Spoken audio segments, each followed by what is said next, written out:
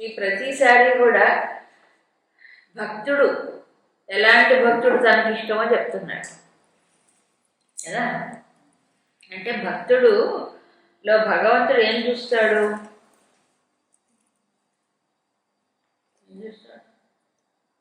తాను అక్కడ కనిపిస్తున్నాడో లేదో చూస్తాడు. ఎవరు హృదయంలో, ఎవరి హృదయంలో? భక్తుడు హృదయంలో తానంటే ఇష్టం. మామూలు మనుషులు కూడా తాను ఎవరిని ఇష్టపడతాడు? తనంటే ఇష్టపడేవాళ్ళే కదా. Simple logic. అవునండి. ఇప్పుడు నేనంటే వాళ్ళకి ఇష్టం లేదనుకోండి, ఎవరైనా అంటే అప్పుడు మీరు ఇష్టపడతారా వాళ్ళని? ఇష్టపడలేదు కదా. అవునా? సో ప్రియం ప్రియం ప్రియం అంటే ప్రేమ ఎక్కడుంటే అది ప్రియం. సింపుల్. అవునా? ఇప్పుడు ఈ భక్తుడు హృదయంలో ఏముంటుంది? భగవత్ ప్రేమ ఉంటుంది. భగవత్ ప్రేమ ఉంటుంది కాబట్టి ఆ భగవత్ ప్రేమతో అతను భగవంతుడికి ఎప్పుడు దూరం కాడు కాబట్టి భగవంతుడు అతనికి దూరం కాడు. అంతే కదా. ఇది ప్రియం. అంతే తప్ప ఏంటంటే భగవంతుడు ఎన్నిసార్లు ఇతను నాకు ప్రియుడు, ఇతను నాకు ప్రియుడు, ఈయనకు కూడా ఉంటాయి. ఇలా ఉంటాయా? వీళ్ళంటే ఎక్కువ ప్రేమ, వాళ్ళంటే అసలు ఇష్టం లేకపోవడం ఉంటుంది. అది కాదు ఇక్కడ. అవునా? ఇతనిలో, ఈ భక్తుడి యొక్క హృదయంలో భగవంతుడు, భగవత్ సంబంధమైన గుణాలు ఉంటాయి. అక్కడ రిఫ్లెక్ట్ అవుతాయి. భగవంతుడే ఉంటాడు కాబట్టి భగవత్ సంబంధమైన గుణాలు ఉంటాయి. సాత్వికమైనవి. ఇవన్నీ ఇప్పుడు చెప్పేవన్నీ కూడా సాత్వికమైనవి. ఎందుకు? భగవంతుని ఎప్పుడు పెట్టుకుంటున్నాడు హృదయంలో. భగవంతుడికి దూరమే కాడు. 9వ అధ్యాయంలో ఈ మాట చెప్పాడు. సమోహం సర్వభూతేషు నమే ద్వేష్యోస్తి న ప్రియ ఏ భజంతి మాం భక్త్యా మయితే తేషు చాప్యహం. చెప్పాడా క్లియర్గా? ఎవరైతే నన్ను భక్తితో భజిస్తారో మయితే, వాళ్ళు నాలో ఉంటారు, అప్పుడు వాళ్ళల్లో నేనుంటాను. ఇది అండి రిలేషన్ బిట్వీన్ ఎవరు? భక్తుడు అండ్ భగవంతుడు. ఏంటి భగవంతుడు భక్తుడి సంబంధం? మామూలు హ్యూమన్ రిలేషన్స్ కావు.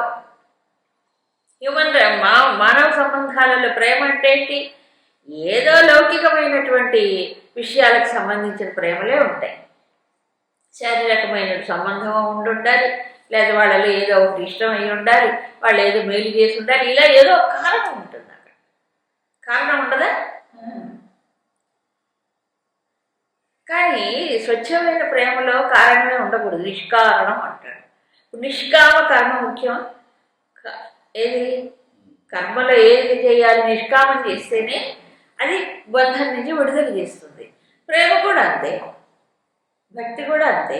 అది నిష్కామమైన భక్తి అయితేనే, నిష్కామమైన ప్రేమ అయితేనే భగవంతుడికి సన్నిహితంగా వెళ్ళి భగవంతుడు లీనమవుతాడు. కోరిక అనేది మధ్యలో అడ్డం వచ్చేస్తుంది. ఎవరికి? బ్రిడ్జి లాగా.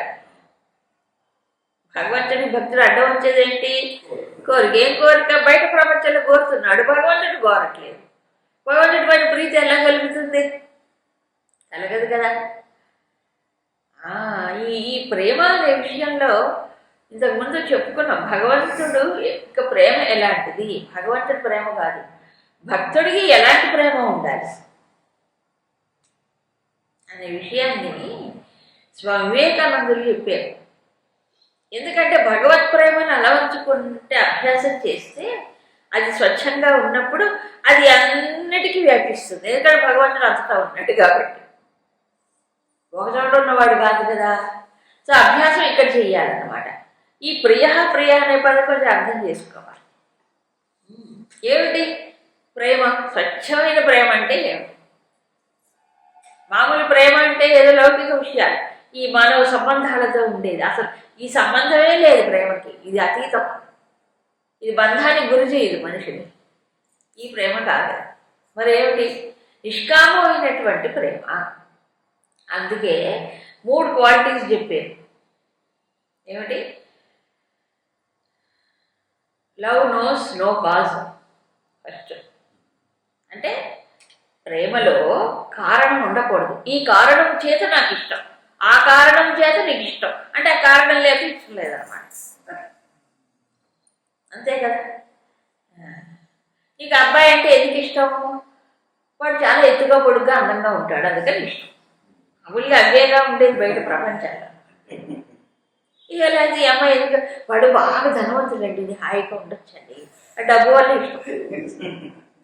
అంతే. ఇప్పుడు ఓపెన్గా మాట్లాడుకుంటున్నారండి. ఇప్పుడు పూర్వకాలం సిగ్గానే ఉండేది, ఇప్పుడు ఓపెనే, ఓపెన్గా చెప్తున్నారు. అంటే ఎంత దిగజారిపోయిందంటే సమాజం, స్టాండర్డ్స్ లేవు ఏ విధంగా కూడా. డబ్బు వల్ల ప్రేమ, డబ్బు లేకపోతే వాడు అంత అయిపోడు. అంటే నియమో నిబద్ధత లేదు అక్కడ. అవునా? కాబట్టి ఈ కారణం ఆ కారణం. అమ్మాయి చాలా బాగా పాడుతుందండి, అమ్మాయి సపోజ్ పాడలేదనుకోండి, అప్పుడు అంతే కదా. సో బాహ్యమైన ఏదో గుణాలను చూసి బాహ్యమైన దాన్ని పెట్టి అది లేకపోతే ప్రేమ పోయినట్టే అంతే సంగతి. అందుకు ఇది అలా కాదు, కాన్స్టెంట్ ఒకే రకంగా ఉండాలి. ఎందుకు? ఏ కారణం వల్ల కాదు, నిష్కామ భక్తి, నిష్కామ ప్రేమ. అందుకే అన్నారు రాముడు కాముడు ఒక చోట ఉండడు, రాముడు కాముడు ఒక చోట ఉండడు. రాముడు ఎవరు? శుద్ధమైన ఆనందం. ఆ సీతారాముల మధ్య ఉండే ప్రేమే ఆదర్శం.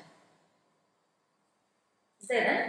ఎన్ని కష్టాలు ఎన్ని నష్టాలు, ఓ పరీక్షలు ఎన్ని వచ్చినా అది తగ్గలేదే, ఒకరి మీద ఒకరు ఎంత దూరమైనా తగ్గలేదే కదా. అది అంటే కామం కాదు, అది ప్రేమ, శుద్ధమైన ప్రేమ. అది పెరగటం అంటూ ఉండదు, తరగటం అంటూ ఉండదు. వ్యామోహం ఉందా, పెరుగుతుంది తరుగుతుంది. ప్రేమ అలా కాదు. కారణం ఉండకూడదు, ప్రేమలో కారణం ఉండకూడదు. బికాజ్ ఆఫ్ దిస్ అని ఉంటే అది లేకపోతే పోయినట్లే. అందుకని ఇన్ స్పైట్ ఆఫ్ ఎనీథింగ్, అది ముఖ్యం. అంటే ఏమున్నా ఏదైనా సరే, ఎందుకని రిలేషను అక్కడ భగవంతుడితో పెట్టుకుంటున్నాడు. భగవంతుడు ఎవరు? ఆత్మయే ఉన్నాడు, పరమాత్మయే ఉన్నాడు. పరమాత్మ అయి ఉన్నప్పుడు తనంటే తనకి ఇష్టం లేదు ఎవరికైనా.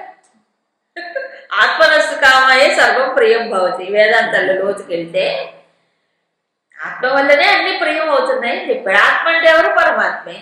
పరమాత్మ నా స్వరూపం అయినప్పుడు నాకు ఇష్టం లేకుండా ఎలా ఉంటుంది?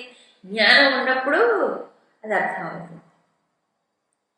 మిగతావన్నీ దూరమే, శరీరం దూరమే, మనసు దూరమే, ఇంద్రియాలు దూరమే, వీటికి సంబంధించిన విషయాలే బయట ఉంటాయి. ఇవన్నీ దూరమే కదా నాకు. అవునా? నేనే తానే నేనైనప్పుడు ఇంకేముంది? అందుకని గురుదేవులు ఒక మాట చెప్పేవారు,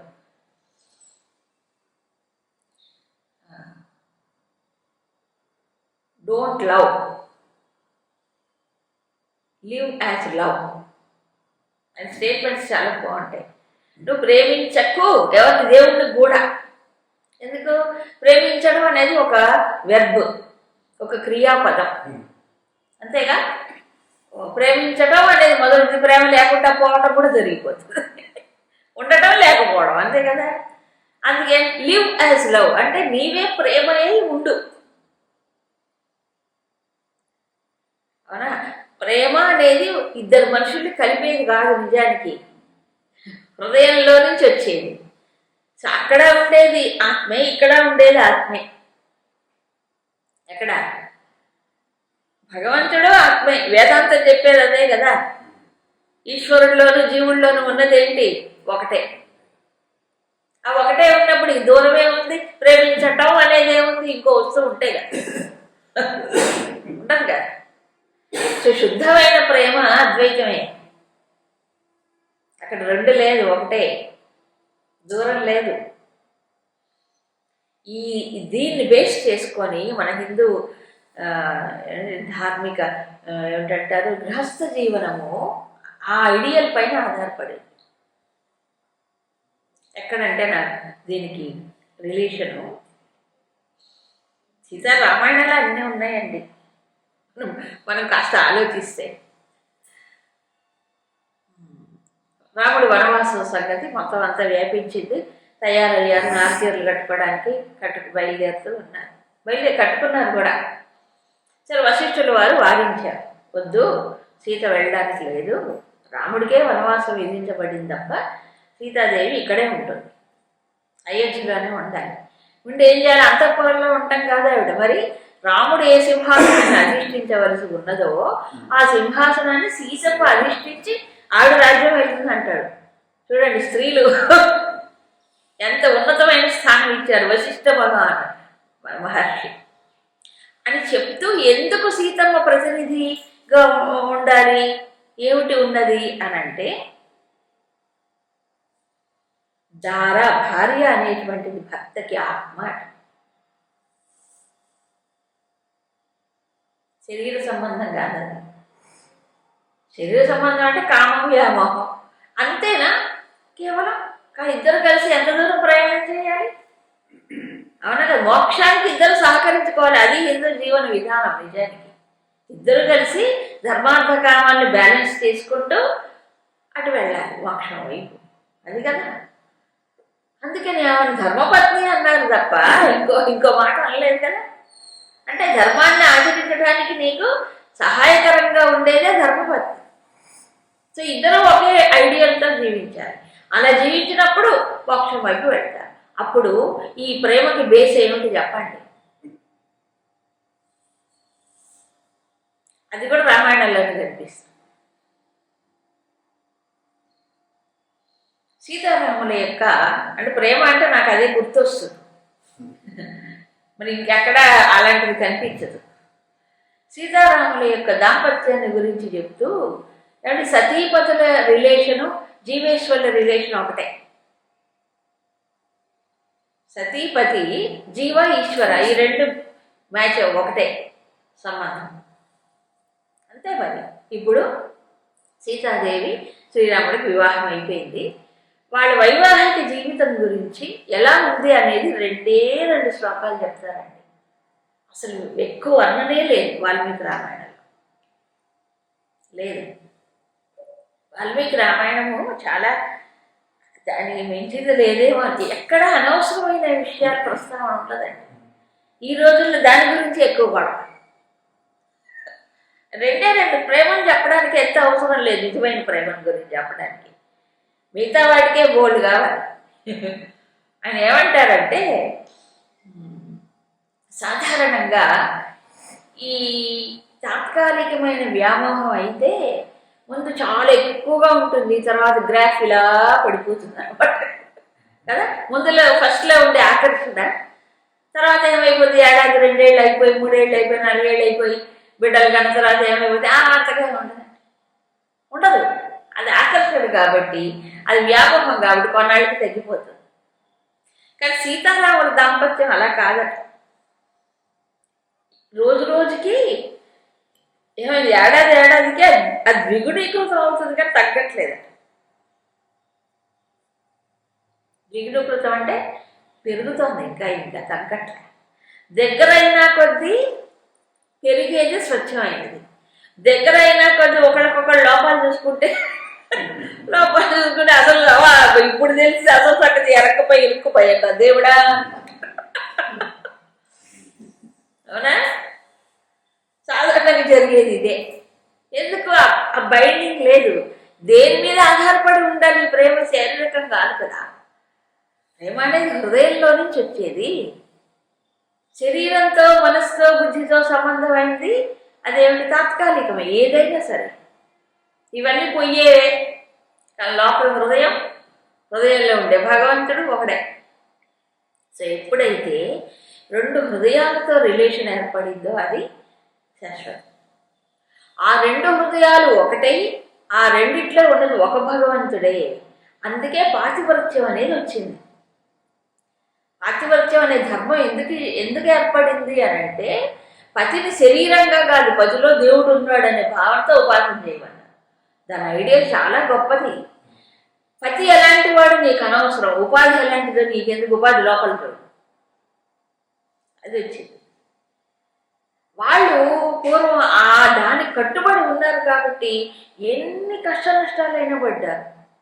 చివరికి వాళ్ళకు శక్తి పెరిగింది, పతికి పెరగలేదు, సతికి పెరిగింది. పతి అల్పుడు కావచ్చు, నికృష్టుడు కావచ్చు, కానీ ఈవిడ పాతివరచి మహిమ వల్ల ఈవిడ చాలా గొప్పది. అవునా కదా? ఏ స్థితికి వెళ్ళిపోయింది సుమతీదేవి అసలు చెప్పలేం. సూర్యుని ఆపేసింది ఆవిడ. ఈ పతి ఎవరు? వేశ్యలుడు, అంత నికృష్టుడు. అది కానీ ఆవిడ మిస్టేక్ చేసిన ఆవిడని ఎంత గొప్ప స్థితికి తీసుకువెళ్ళింది. అవునా కదా? కాబట్టి ఎవరి నిష్ట వాళ్ళని రక్షిస్తుందండి, అంతే తప్ప ఇది కాదు. కాబట్టి పాతివ్రత్యం అనేది ఎవరో కొద్ది మంది ఆ నిష్ట కలిగిన వాళ్ళు టేకప్ చేస్తారు. ఎలాగైతే సతీపతుల సంబంధం, సీతారాములు చెప్తున్నాను కదా, ఏడాదికి ఏడాది సీతారాముల యొక్క ప్రేమ ఏమైంది? పెరుగుతూ వచ్చింది. ఎంత హృదయాలు రెండు ఏకమయ్యి ఉంటాయంటే ఎప్పుడు కూడా సీతమ్మ మనసులో ఉండే భావన నోరు తెరిచి సీతమ్మ మాట్లాడకపోయినా రాముడికి అర్థమైపోయేది. రాముడి హృదయంలో ఏదైతే ఉంటుందో అది సీతమ్మకి మాట్లాడకపోయినా అర్థమయ్యేది. మాటలే తక్కువ అట.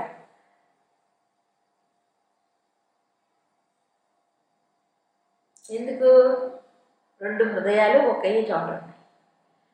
ఇది మనకి రామాయణం ఎంతా కనిపిస్తుంది. మరి నాకు ఇక రామాయణం కలిసి బయటికి రాలేను నేను.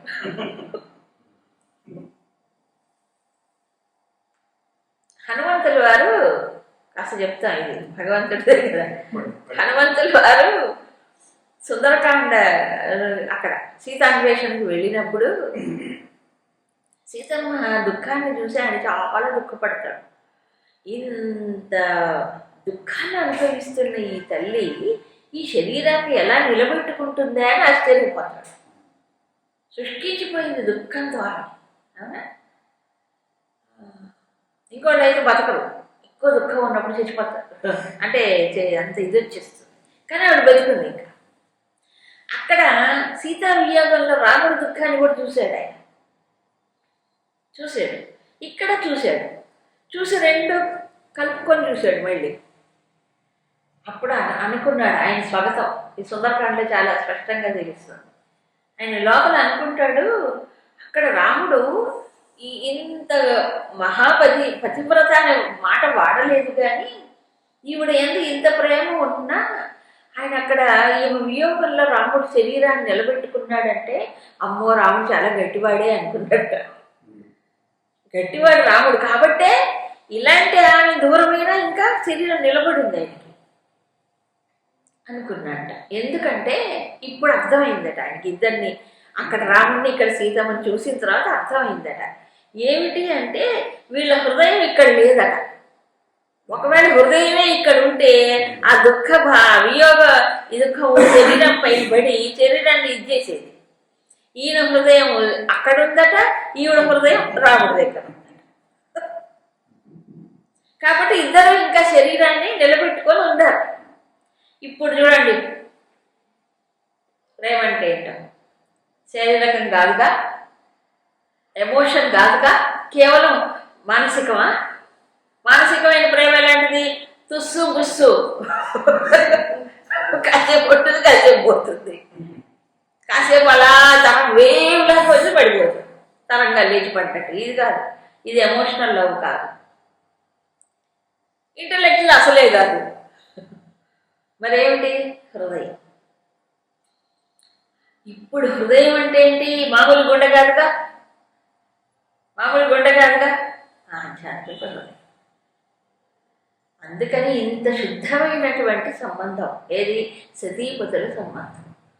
అలనాడు ఆ గృహస్థ ధర్మాన్ని అలా వాళ్ళు దాన్ని కట్టుబడి చేసేవారు. తెలియదు, అజ్ఞానం ఇప్పుడంతా తెలియకనే. సో రెండు పక్కల ఉండాలి, రెండు పక్కల ఉండాలి. కానీ ఎవరు ధర్మంగా ఈ ప్రేమ నిలబెట్టుకుంటారు వాడు గొప్పవాడు అవుతాడు, అవతల వాడు నిలబెట్టుకొని వాడు పాడైపోయి. తులసి జలంధరుడు ఉన్నారు. జలంధరుడు రాక్షసుడే, కానీ తులసి గొప్పదైపోయింది. రావణాసురుడు ఎలాంటి వాడు అందరూ తెలుసు, చెప్పనే లేదు. బండోదరు పాతివ్రత్యం ఆవిడ గొప్పదైపోయింది. అవునా? ఎవరు నిష్ఠ ఉంటే వాళ్ళు గొప్పవాళ్ళు అవుతారు. ఇప్పుడు ఏంటి పాతివ్రత్యం అంటే? కదా. స్త్రీ తనలో ఉండే నిష్ఠ చేత తాను ఎదుగుతుంది, ఎంత గొప్ప స్థితికైనా ఎదుగుతుంది.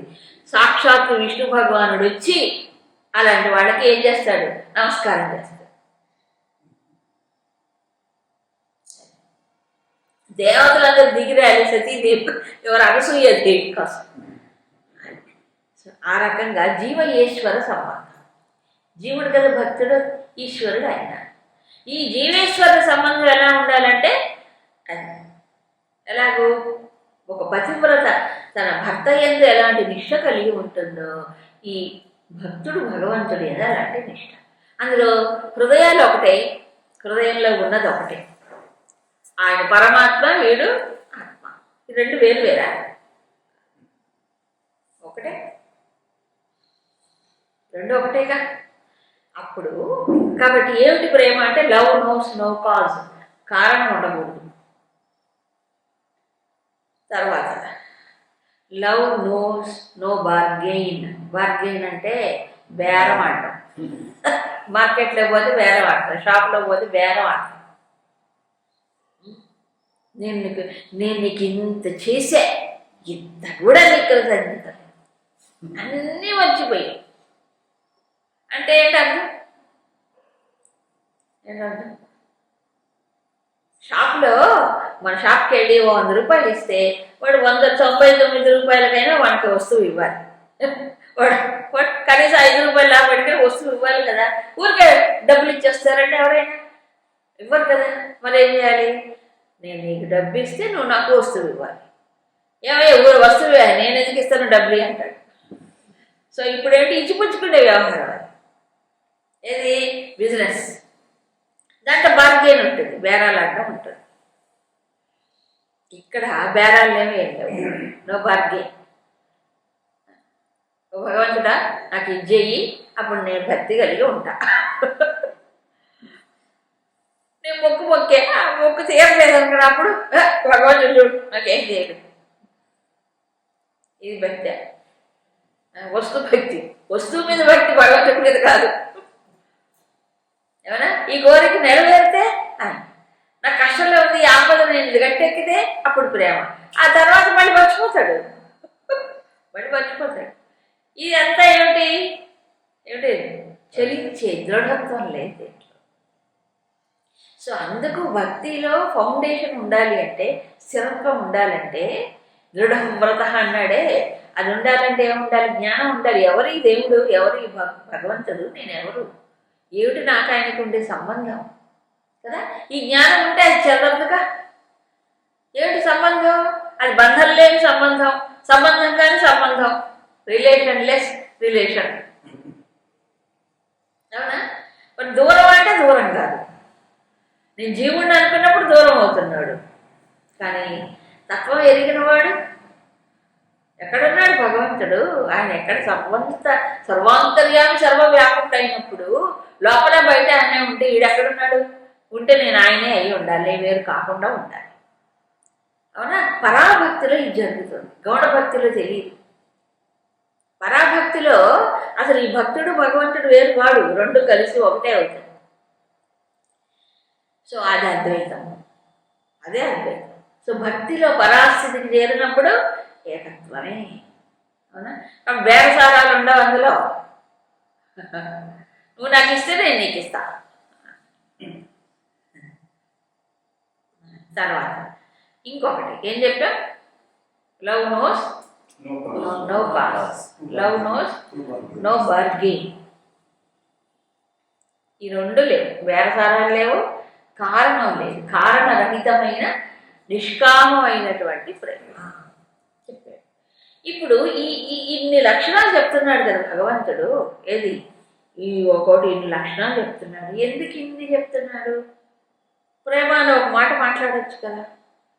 ఇప్పుడు చెప్పినటువంటి నిష్కామ ప్రేమ భగవంతుడు ఎందుకు కుదరాలంటే, జ్ఞానం ఉన్నా ఈ దైవీ గుణములు ఏవైతే ఉన్నాయో అవి నిష్కామ భక్తుడిలో సహజంగా వచ్చేస్తాయి. ఆ భక్తి పరాకాష్ఠ చేరుకున్న వాడికి దైవీ గుణాలు వ్యక్తం అవుతాయి, ఎందుకంటే దేవుడే లోపల ఉన్నాడు కాబట్టి. ఇవన్నీ కృష్ణుడు ఎందుకు చెప్తున్నాడు భక్తుడి కోసం అంటే, ఇవన్నీ కొంతైనా కాన్షియస్గా స్పృహతో కొన్నిగా అలవర్చుకోకపోతే భక్తి చంచలమైపోతుంది, కుదరదు. అసలు భక్తి రానే రాదు, కుదరదు. మనస్సు చంచలమైపోతుంది. ఎందుకు?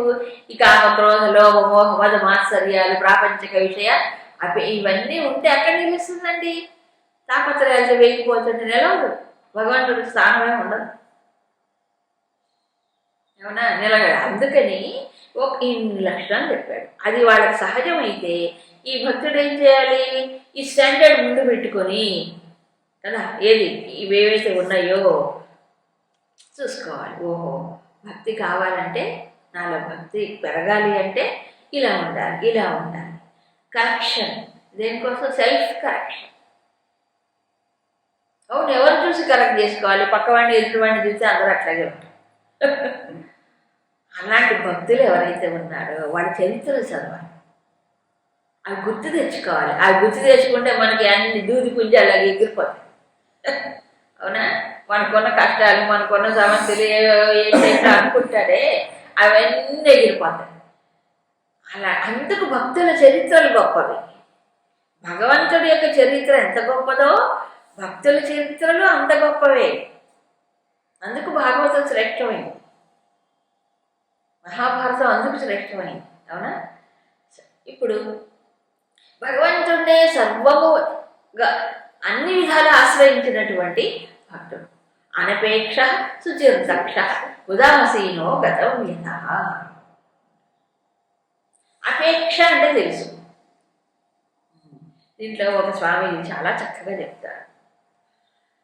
అపేక్ష ఉపేక్ష.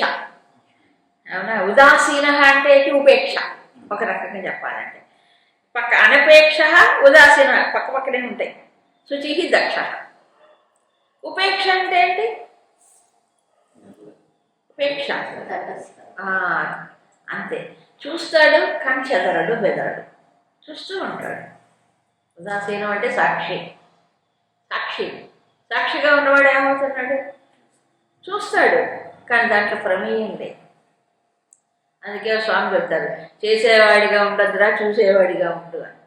చేసేవాడంటే కర్త, అనుభవించేవాడంటే భోక్త. ఈ రెండు తీసేస్తే సాక్షిగా ఉండు. ఇంద్రియాలు వాటిని ప్రాప్తించడం అనుభవిస్తాయి. అది మంచి కావచ్చు, చెడు కావచ్చు, లాభం కావచ్చు, నష్టం కావచ్చు. ఈ ద్వంద్వాలన్నీ చెప్పాడు కదా, చెప్పలే?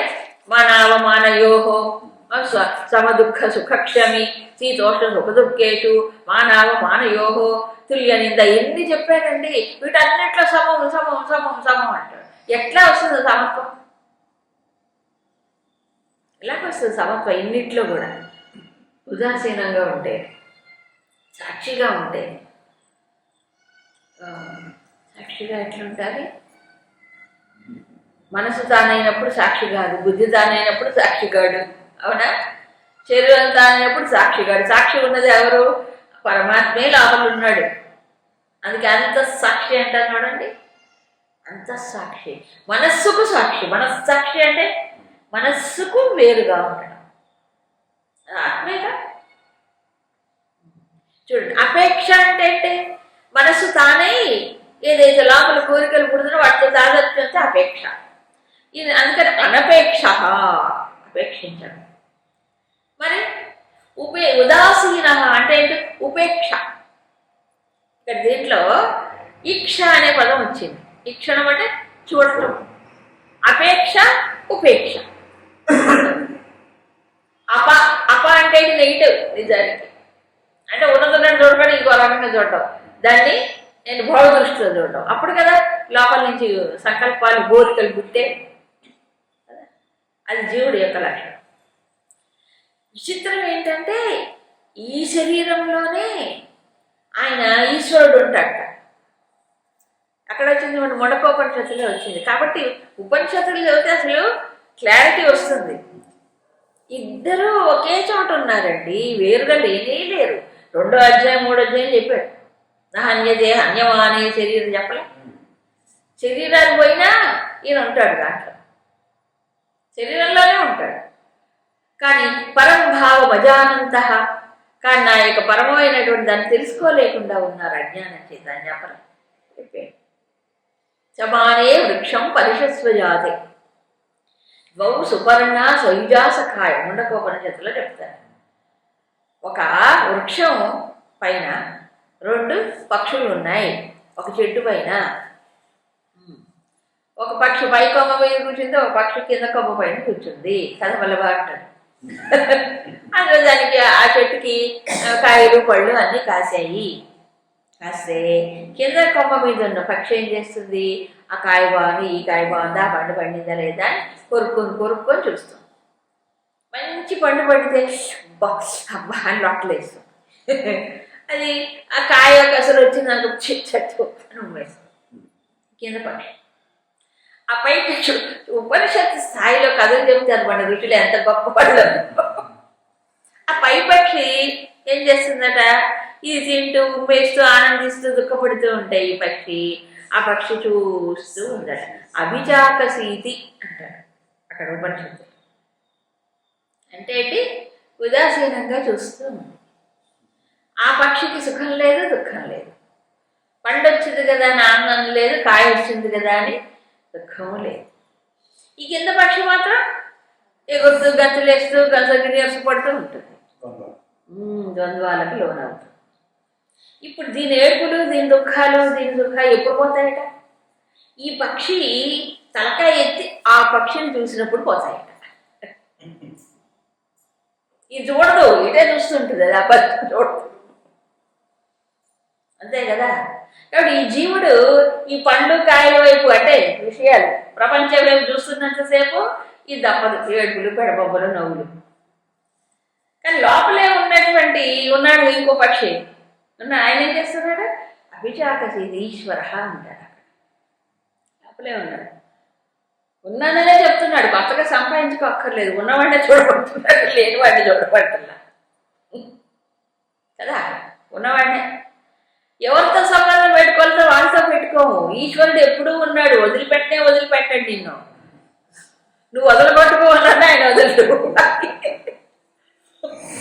ఇది ఎప్పుడూ ఉండే సంబంధం. ఇవన్నీ శరీరంతో వచ్చిపోయి మనసుతో వచ్చిపోయి దీని మాత్రం గట్టిగా పట్టుకుంటాడు. ఇది అజ్ఞానమే, అవునా? అందుకు దీన్ని అనపేక్ష, అది ఉపేక్ష. ఈ ఉపేక్ష ఉంటేనే అనపేక్ష వస్తుంది, అంతేగా. ఎప్పుడు ఉపేక్ష అంటే ఏంటి? వీటి ఎందు తాకకుండా నిలబడ్డాడు. తాకుండా ఉండాలంటే ఏం చేయాలి? అది పట్టుకోవాలి, అదే కదా. కాబట్టి తార్కాణం ఏమిటి భక్తి కంటే? పరీక్ష పెట్టుకోవాలి. వివేకానంద స్వామి గారు ఆయన ఒకనొక స్థాయిలో చెప్పుకున్నాం ఈ కథ మనం ఒకసారి. ఆయనకి దరిద్రం వచ్చేస్తుందండి, భలే దరిద్రం. పూట గడవటం కష్టమైన స్థితి. తండ్రి వెళ్ళిపోయాడు, ఏవో రాస్తులు పాస్తులు ఏమైపోయాడు, అంత బాధపడుతున్నాడు. ఎంత కష్టమైన పరిస్థితి. భక్తులకి అలాంటి కఠిన పరీక్షలు వస్తాయి. భక్తులకే వస్తే అందరికి రావు. లేదు బాగుంది అనుకుంటే భగవంతుని పట్టుకోవాలి. పరీక్ష సమయం అని. అప్పుడు శ్రీరామకృష్ణులు కూడా ఆయనకు సలహా ఇచ్చారు. కొంచెం కాళీమాతను వెళ్ళి అడిగిన ఆయన ప్రార్థన చెయ్యి, నీకు ఏ లోపం లేకుండా, కనీసం తిండికి బట్టకి లోపం లేకుండా అమ్మ అనుగ్రహిస్తుంది వాడు, పోయి అడుగు, ప్రార్థన చెయ్యి. సరే గురువుగారు చెప్పారు కదని వెళ్ళి అమ్మగారు ముందు నిలబడతాడు. నిలబడి ఆ మాత ముందు నిలబడేటప్పటికి ఆయన మనస్సు అంతా ఇదైపోయి అసలేం అడగలేకపోతాడు. నాకు భక్తి జ్ఞానం వైరాగ్యాలు తల్లి అని అడిగి వచ్చేస్తాడు. బయట అడిగా శ్రీరాముడు నిలబడి, ఈయన తెలుసు ఈయన మహాత్ముడు అని, బోర్న్ యోగి, జన్మత ఈయన యోగి. ఏమయ్యా అడిగావా నరేన్, కాళీ అమ్మవారిని అడిగావా ప్రార్థన చేయలేదు, అక్కడికి వెళ్ళి మర్చిపోయానంటాడు. ఎంత గొప్పవాడో చూడండి, మర్చిపోయా. మనం ఇవే గుర్తు పెట్టుకుంటాం, మనకి ఇవే గుర్తుంటే ఆయన దేవుడు గుర్తున్నాడు, ఏం అడగాలని గుర్తుంటాయి. ఆయన మర్చిపోయి నాకు ఇదే కావాలని అడిగాడు.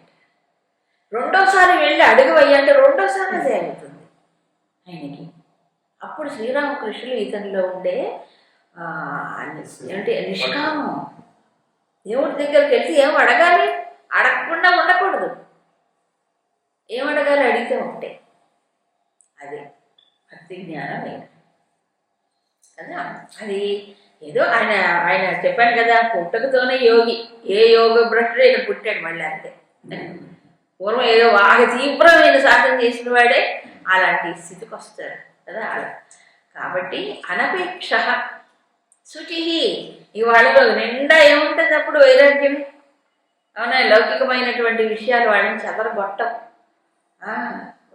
ఇవాళ నిజంగా వివేకానంద తలుచుకున్నాం, స్వామివారి జయంతి వాడు మనకి. అది భగవంతుడే అలా మనకి తలపింప చేస్తాడు అనిపిస్తుంటుంది ఒక్కోసారి. శుచి దక్ష. తర్వాత దక్ష అంటే ఏంటి? సమర్థత. చాలా మంది ఏమనుకుంటారంటే ఆయన భక్తిలో మునిగిపోయాడండి, ఏం చేయలేకపోతున్నాడండి.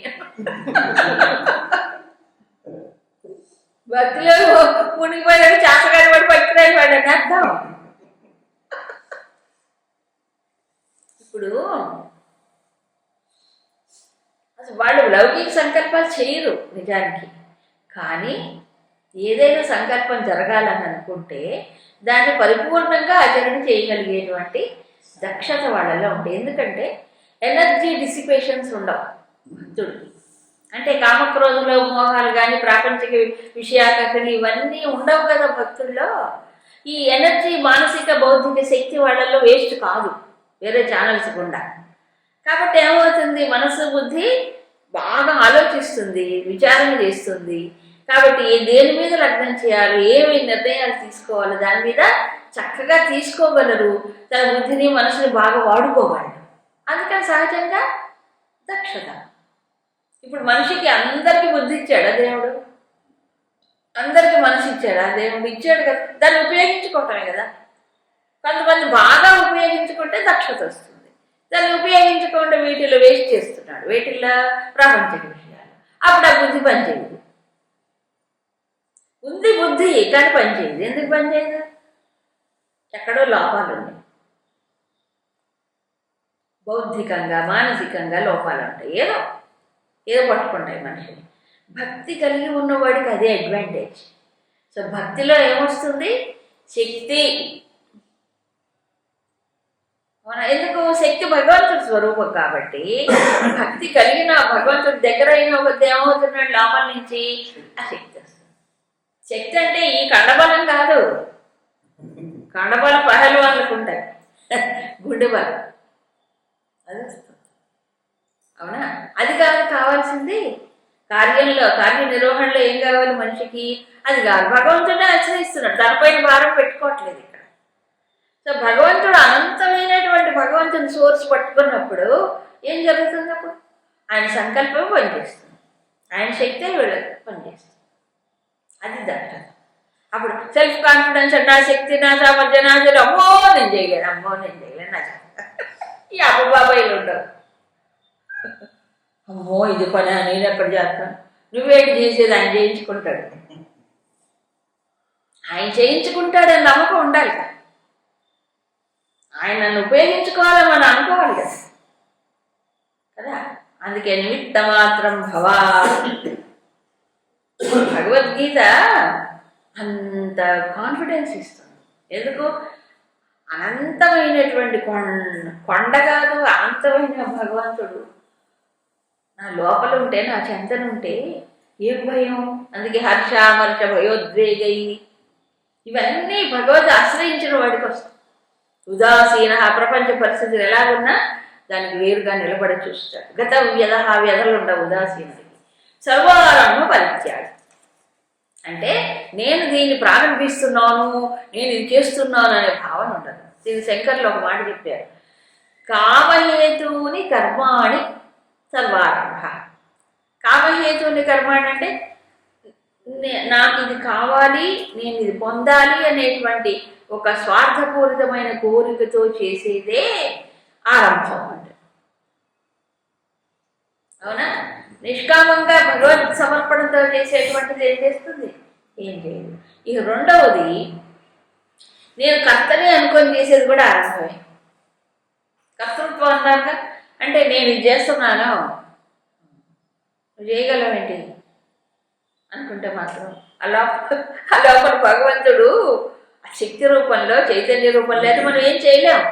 సో కర్తృత్వం అనేది ఊరికి తెచ్చిపెట్టుకుందే బరువు.